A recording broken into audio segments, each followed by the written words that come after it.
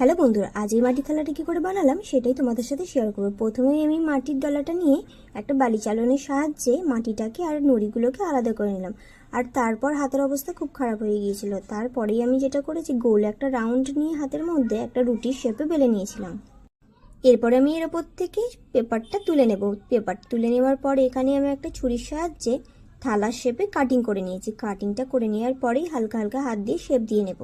আর এই প্রথমবার আমি মাটির থালা বানালাম। তারপরে এখানে আমি ছোট ছোট করে শেপ দিয়ে দিচ্ছি, তার কারণ এখানে একটা লম্বা মাটির রিং তৈরি করে আর থালাটার সাথে অ্যাটাচ করে নিয়েছিলাম ভালো করে। তারপর আবার আমি হাতের সাহায্যে একটু শেপ দিয়ে নিচ্ছি। আর এই ভিডিওতে তোমাদের সাথে মাটির থালা তৈরি করাটা শেয়ার করলাম। আর এর পরের ভিডিওতে আমি তোমাদের সাথে শেয়ার করবো এর উপরে কি পেন্টিং করবো। তারপর এখানে সমুদ্রের ঢেউয়ের মতো আমি ডিজাইন করে দিলাম।